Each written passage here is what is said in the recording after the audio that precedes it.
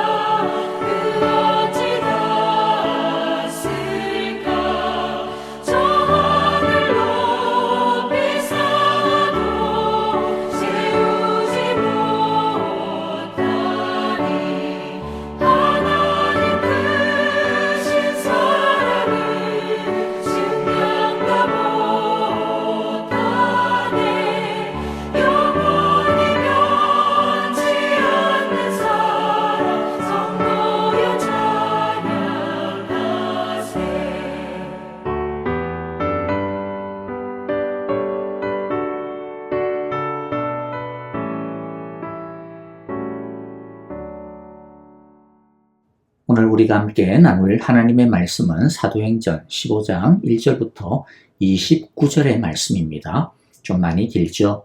그래서 오늘은요, 우리 영상을 보면서요, 함께 1절부터 29절까지 같이 읽어보도록 하겠습니다. 어떤 사람들이 유대로부터 내려와서 형제들을 가르치되 너희가 모세의 법대로 할례를 받지 아니하면 능히 구원을 받지 못하리라 하니 바울 및 바나바와 그들 사이에 적지 아니한 다툼과 변론이 일어난지라. 형제들이 이 문제에 대하여 바울과 바나바와 및 그 중에 몇 사람을 예루살렘에 있는 사도와 장로들에게 보내기로 작정하니라. 그들이 교회의 전송을 받고 베니게와 사마리아로 다니며 이방인들이 죽게 돌아온 이 일을 말하여 형제들을 다 크게 기쁘게 하더라. 예루살렘에 이르러 교회와 사도와 장로들에게 영접을 받고 하나님이 자기들과 함께 계셔 행하신 모든 일을 말하며 바리새파 중에 어떤 믿는 사람들이 일어나 말하되 이방인에게 할례를 행하고 모세의 율법을 지키라 명하는 것이 마땅하다. 사도와 장로들이 이 일을 의논하러 모여 많은 변론이 있은 후에 베드로가 일어나 말하되 형제들아, 너희도 알거니와 하나님이 이방인들로 내 입에서 복음의 말씀을 들어 믿게 하시려고 오래전부터 너희 가운데서 나를 택하시고 또 마음을 하시는 하나님이 우리에게와 같이 그들에게도 성령을 주어 증언하시고 믿음으로 그들의 마음을 깨끗이 하사 그들이나 우리나 차별하지 아니하셨느니라. 그런데 지금 너희가 어찌하여 하나님을 시험하여 우리 조상과 우리도 능히 매지 못하던 멍에를 제자들의 목에 두려느냐? 그러나 우리는 그들이 우리와 동일하게 주 예수의 은혜로 구원받는 줄을 믿노라. 온 무리가 가만히 있어 바나바와 바울이 하나님께서 자기들로 말미암아 이방인 중에서 행하신 표적과 기사에 관하여 말하는 것을 듣더니 말을 마치매 야고보가 대답하여 형제들아, 내 말을 들으라. 하나님이 처음으로 이방인 중에서 자기 이름을 위할 백성을 취하시려고 그들을 돌보신 것을 시므온이 말하였으니 선지자들의 말씀이 이와 일치하도다. 기록된 바 이후에 내가 돌아와서 다윗의 무너진 장막을 다시 지으며 또 그 허물어진 것을 다시 지어 일으키리니 이는 그 남은 사람들과 내 이름으로 일컬음을 받는 모든 이방인들로 주를 찾게 하려 함이라 하셨으니 즉 예로부터 이것을 알게 하시는 주의 말씀이라 함과 같으니라. 그러므로 내 의견에는 이방인 중에서 하나님께로 돌아오는 자들을 괴롭게 하지 말고 다만 우상의 더러운 것과 음행과 목매어 죽인 것과 피를 멀리하라고 편지하는 것이 옳으니 이는 예로부터 각 성에서 모세를 전하는 자가 있어 안식일마다 회당에서 그 글을 읽음이라. 이에 사도와 장로와 온 교회가 그 중에서 사람들을 택하여 바울과 바나바와 함께 안디옥으로 보내기를 결정하니 곧 형제 중에 인도자인 바사바라 하는 유다와 실라더라. 그 편에 편지를 붙여 사도와 장로된 형제들은 안디옥과 수리아와 길리기아에 있는 이방인 형제들에게 문안하노라. 들은즉 우리 가운데서 어떤 사람들이 우리의 지시도 없이 나가서 말로 너희를 괴롭게 하고 마음을 혼란하게 한다 하기로 사람을 택하여 우리 주 예수 그리스도의 이름을 위하여 생명을 아끼지 아니하는 자인 우리가 사랑하는 바나바와 바울과 함께 너희에게 보내기를 만장일치로 결정하였노라. 그리하여 유다와 실라를 보내니 그들도 이 일을 말로 전하리라. 성령과 우리는 이 요긴한 것들 외에는 아무 짐도 너희에게 지우지 아니하는 것이 옳은 줄 알았노니 우상의 제물과 피와 목매어 죽인 것과 음행을 멀리할지니라. 이에 스스로 삼가면 잘 되리라. 평안함을 원하노라. 자, 이제 함께 하나님의 말씀을 나누겠습니다. 제1차 전도 여행을 마치고 안디옥 교회로 돌아온 바울과 바나바 일행은 안디옥 교회에서 평안함을 느낍니다. 그들은 그동안 하나님께서 자신들과 함께 행하신 모든 일들, 특히 하나님께서 이방 사람들에게 믿음의 문을 열어주신 것에 대하여 보고하며 안디옥 교회 성도들과 크게 기뻐하고 감사했습니다. 그런데 이 이방 사람들이 예수님을 믿고 구원을 얻는 것에 대하여 조금은 다른 생각을 가지고 온전히 기뻐하지 못하는 일단의 무리들이 있었습니다. 1절에 보면 이들은 유대에서 내려온 몇몇의 사람들이었습니다. 이들은 바울과 바나바가 선교 여행을 떠난 사이에 안디옥 교회를 돕기 위해 예루살렘 교회에서 파송하였던 지도자들이었던 것 같습니다. 왜냐하면 24절에 보면 이렇게 기록을 하고 있거든요. 그런데 우리 가운데 몇몇 사람이 여러분에게로 가서 우리가 시키지 않은 여러 가지 말로 여러분을 혼란에 빠뜨리고 우리 여러분의 마음을 어지럽게 하였다는 소식을 들었습니다. 자, 그런데 이 사람들이 주장한 것이 무엇이냐면 1절에 보니까 몇몇 사람이 유대에서 내려와서 이렇게 신도들을 가르쳤다. 어떻게? 여러분이 모세의 관례대로 할례를 받지 않으면 구원을 얻을 수 없다. 그리고 5절에서도 이들과 똑같은 주장을 예루살렘에 있는 어떤 사람이 하는 것을 보게 되어지는데요. 5절에 보면 그런데 바리새파에 속하였다가 신도가 된 사람 몇이 일어났어 이방 사람들에게도 할례를 행하고 모세의 율법을 지키도록 명하여야 합니다 하고 말하였다. 아주 간략하게 간단하게 요약하여 정리를 하면 이방 사람이 예수를 믿어도 유대인처럼 할례를 받고 또 율법을 지키지 않으면 그건 온전한 구원이라고 말할 수 없어 라고 하는 것이죠. 저 구원을 받으려면 예수님을 믿는 것만 가지고는 안 되고 할례를 받아야 하고 또 유대인들처럼 율법을 제대로 지켜야 한다는 것입니다. 그러니까 유대인으로 개종하는 것이 구원을 위해 반드시 필요하다라고 하는 주장인 겁니다. 이런 문제 제기를 하고 주장을 하니까 안디옥 교회 안에 적지 않은 충돌과 논쟁이 벌어졌습니다. 그래서 이들은 이 문제를 예루살렘 교회의 지도자들, 사도들의 자문을 받아보자 그렇게 결정을 하고 바나바와 바울 그리고 성도들 중 대표자 몇 사람을 선발하여 예루살렘 교회로 보냅니다. 예루살렘 교회에서 이 문제를 가지고 많은 주장과 토론들이 벌어집니다. 많은 논쟁이 벌어지고 난 다음 베드로가 마지막으로 나서서 의견을 말합니다. 베드로는 이 예루살렘 회의로부터 10여 년 전에 자신이 경험하였던 한 사건, 고넬료의 해심 사건을 예로 들어 주장을 합니다. 당신들도 그 사건을 잘 알지 않느냐라고 하는 것이죠. 자, 9절 먼저 읽어보면 하나님께서 그들의 믿음을 보셔서 그들의 마음을 깨끗하게 하시고 우리와 그들 사이에 아무런 차별을 두지 않으셨습니다. 지금 뭐냐 하면 그때 고넬료와 그 가족이 할례를 받은 것도 아니고 유대인으로 개종한 것도 아니지였지만은 하나님은 그들의 믿음을 보셔서 구원해 주셨고 우리가 받은 그런 성령을 그들 가운데 똑같이 부어주셨다. 그러니 구원을 받고 성령을 받는 것은 할례나 율법을 지켜야만 받는 것이 아니고 믿음 하나면 충분하다. 믿음에 있다는 것 아니겠느냐라는 것이죠. 그러면서 10절에서 두 가지 내용으로 강조합니다. 10절 읽어보면 그런데 지금 여러분은 왜 우리 조상들이나 우리가 다 감당할 수 없던 멍에를 제자들의 목에 메워서 하나님을 시험하는 것입니까? 무슨 뜻입니까? 하나는 율법을 우리 조상들이나 우리도 다 감당할 수 없었던 멍에가 아니냐라는 거죠. 율법을 지켜야 구원을 얻는다라고 하는데 한번 그럼 생각해보자. 한번 말해보라는 거죠. 너희들 중 한 사람이라도 이 율법을 다 지킨 사람이 있어? 없지 않냐? 우리 조상들 중에서 율법을 다 지킨 의인이 있어? 없지 않냐? 그럼 그들 구원을 못 받은 거야? 아니지 않냐라는 것이죠. 율법을 지키려고 했지만 그 어느 누구도 이 율법을 지킨 사람이 없고 지킬 수 없다는 것을 너희가 잘 알지 않느냐? 율법은 멍해야 라는 것이죠. 그런데 너희도 못하고 우리도 못하는 그것을 어떻게 이방 사람들에게 지라고 할 수가 있느냐라는 거죠. 그런 주장은 율법을 지킬 수 없으면서도 마치 율법을 지킬 수 있는 것처럼 하는 하나님을 시험하는 즉 하나님에 대하여 거짓말하는 것이다 라고 주장합니다. 그리고 이미 고넬료의 사건을 통해서 이미 주 예수 그리스도를 믿을 때에 제자들 자신들이 받은 똑같은 하나님의 선물 즉 구원과 성령의 선물을 받는다라고 고백하고 확정했는데 이제 와서 왜 또 딴소리를 하고 있느냐는 거죠. 그와 같이 딴소리하는 것은 고넬료의 사건을 통해서 그리고 그동안 하나님께서 이방 사람들에게 주신 구원을 통해서 행하신 하나님의 큰 역사를 거부하는 하나님을 시험하는 일이라고 베드로는 질책하고 있는 겁니다.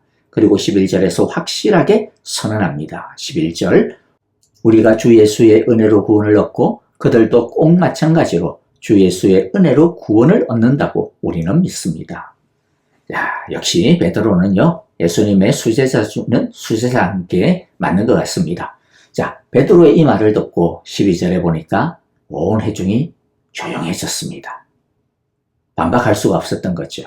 그래서 예루살렘 교회의 대장로였던 야고보 장로가 이제 결론하여 결정을 내립니다. 두 가지 결정을 내리는데요. 첫 번째는 이방인이 구원을 받는 것이 구속사적으로 하나님 나라의 측면에서 어떤 일인지를 밝히는데 16절에서 18절입니다. 읽어보면 16절 이 뒤에 내가 다시 돌아와서 무너진 다윗의 집을 다시 짓겠으니 허물어진 곳을 다시 고치고 그 집을 바로 세우겠다. 그래서 남은 사람이 나 주를 찾고 내 백성이라는 이름을 받은 모든 이방 사람이 나 주를 찾게 하겠다. 이것은 주님의 말씀이니 주님은 옛부터 이 모든 일을 알게 해주시는 분이시다.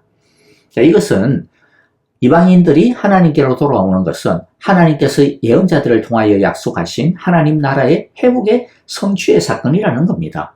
이것은 무너진 다윗의 집을 다시 세우는 사건이요, 성전을 다시 세우는 일이요, 하나님 나라를 세우는 일이라는 것이죠. 그러므로 이방인들이 하나님 나라의 백성이 되는 것을 환영하고 하나님의 구원을 감사하고 찬양하라는 것입니다. 그러니까 이방인들이 하나님 나라의 백성이 되는 것은 뭐 다시 유대교로 개종하고 그런 거 필요 없다라는 거죠. 믿고 바로 하나님의 백성이 되는 것으로 끝이라는 겁니다. 믿음이면 충분하다라는 겁니다. 자, 두 번째 결정은 무엇이냐면 20절인데요. 자, 20절을 먼저 읽어봅니다. 우상에게 바친 더러운 음식과 음행과 목매어 죽인 것과 피를 멀리 하라고 하는 것이 좋겠습니다. 자, 이 두 번째 결정은 이방인과 유대인의 화합을 위한 실제적인 지침이자 또 믿음으로만 구원받는다고 해서 율법이 그러면 아무런 의미가 없느냐? 그것은 아니라는 것인데요. 하나님의 백성다움을 보여주는 최소한의 가이드라인을 설정해주고 있는 겁니다. 사도들과 장로들은 자, 이렇게 결정을 내린 다음 이제 사도들과 장로들은 이런 내용을 편지로 적어가지고 유다와 실라라고 하는 사람을 대표자로 삼아서 바울과 바나바와 함께 안디옥 교회로 보냅니다.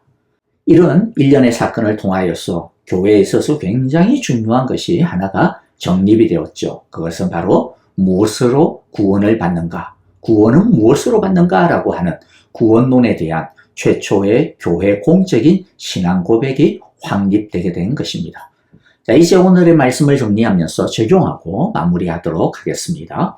첫째, 구원은 오직 은혜로, 오직 믿음으로 얻는다라고 하는 이 진리에 대해 우리는 조금도 흔들림이 없어야 할 것입니다. 예수님은 죄인을 구원하기에 조금도 부족함이 없기에 거기에 무엇을 더하거나 빼면 안 됩니다. 구원은 오직 하나님의 은혜로 예수님께서 이루신 죄 사함으로 얻습니다. 그것만이 필요하고 그것만으로 충분합니다. 혹시라도 내 모습이 이것밖에 안 되는데 야, 이래가지고 어떻게 구원을 얻을 수 있을까? 라고 하는 불안함이 든다면 그때 십자가에 달리신 예수님을 바라보면 됩니다. 비어있는 주님의 무덤을 보시면 됩니다. 지금 하나님의 우편 보좌에 앉으셔서 우리를 위하여 나를 위하여 중보하시고 통치하시는 왕 대신 주님만 바라보면 됩니다. 둘째, 우월의식이나 비교의식을 버려야겠습니다. 유대인들이 할례나 율법을 지켜야 한다라고 주장한 그 밑바닥에는 어떤 마음이 깔려 있느냐면은 우리는 하나님의 선민이야, 우리는 하나님의 아브라함의 자손이야 라고 하는, 우리는 너희하고는 달라, 너희보다 나아 라고 하는 잘못된 우월의식이 있었던 것이죠. 그래서 이방인들이 구원을 받는 것 좋기는 한데 그러나 자기들을 통하지 아니하고 구원을 받는다? 심기가 아주 불편했던 것이죠. 여러분, 특히나 우리 가운데 열심히 많은 사람들 있죠? 또 신앙이 좀 더 좋은 사람들 있죠? 그때 우리 조심해야 됩니다. 우리보다도 열심히 좀 부족하거나 조금 신앙이 아직까지 어린아이와 같은 그런 사람들에 대하여 우월의식이나 비교의식을 가지지 않도록 우리 모두가 조심하여 더 겸손하고 낮아져야 하겠습니다. 셋째, 오직 하나님의 말씀이 우리의 기준이 되어야 합니다. 예루살렘 교회의 결정의 기준은 하나님의 말씀이었습니다. 여러분, 교회를 어지럽히는 가장 큰 문제는 결국에는 어떻게 보면요, 나라고 하는 자기 중심성이 아닌가 싶습니다. 우리는 내 기분, 내 생각, 내 경험, 그것에 따르는 것이 아니라 오직 하나님의 말씀을 따라 판단하고 또 그 말씀을 따라 우리들이 따르며 그 말씀에 순종하고 엎드려야 할 것입니다. 마지막으로 네 번째, 함께 하나님의 교회로 연합하기 위하여 서로를 존중하는 배려가 반드시 필요합니다. 신앙에는 하나님 앞에서의 개인의 신앙 양심의 자유, 이게 굉장히 귀하고 중요합니다. 하지만 하나님께서 우리에게 자유를 주신 것은요, 나의 유익을 추구하라고만 주신 것이 아니라는 것 우리가 잘 알죠. 무엇 때문에 우리에게 자유를, 구원을 주셨습니까? 섬기라고 주셨습니다. 예수님은 우리의 자유를 위하여 예수님 자신의 자유를 포기하셨지 않습니까? 심지어 죽기까지 자신의 자유와 의지를 우리의 구원을 위해 내놓으셨습니다. 여러분, 나를 통하여 다른 사람이 평안을 얻고 기쁨을 얻고 더 잘 될 수 있도록 서로가 서로를 위해 배려하고 존중하는 우리 사랑의 교회 성도들이 다 될 수 있기를 간절히 기도하고 축복합니다. 아멘. 자, 오늘 우리에게 주신 귀한 하나님의 말씀들 마음 가운데 새기면서 오직 은혜로, 오직 믿음으로 우리에게 구원을 주신 우리 주님께 감사를 드리면서 그리고 또한 이 은혜와 믿음을 우리 주위에 선포하고 전하는 우리 모두가 되어지기를 함께 기도합시다. 내일 주일입니다. 특별히 내일 우리 가을 영성 집회가 있죠. 내일과 또 다음 주일 두 번에 걸쳐서 있는데요. 우리 주일 집회를 위하여 함께 주의 성령의 충만함으로 우리를 채워주소서라고 함께 기도하기를 바랍니다. 성도님들을 위하여 같이 기도해 주시고 특별히 아프신 성도님들 김정숙 권사님과 또 지수영 집사님의 회복과 치유를 위하여 기도해 주시고요. 우리 선교사님들을 위하여 기도해 주시기를 바랍니다. 특별히 우리 단기 선교 중에 있는 마다가스카르에서 단기 선교 중에 있는 우리 조상희 집사님을 위하여 기도해 주시고요. 또 어떤 소식이 있느냐면 마다가스카르에 지금 큰 시위가 벌어져 가지고 굉장히 좀 혼란스러운, 그래서 비행기들도 못 뜨고 이런 어떤 어려움들이 지금 있는 것 같습니다. 돌아올 때까지 그러한 시위와 여러 가지 소요들이 참 좀 잘 정리가 되어질 수 있도록, 어려움이 없도록 여러분들 기도해 주셨으면 좋겠습니다. 우리 함께 이제 찬양하며 기도하도록 하겠습니다.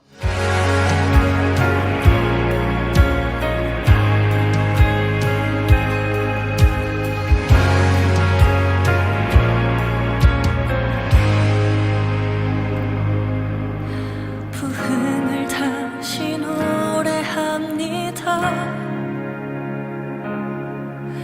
회복을 다시 간구합니다. 석양이 드리운 듯한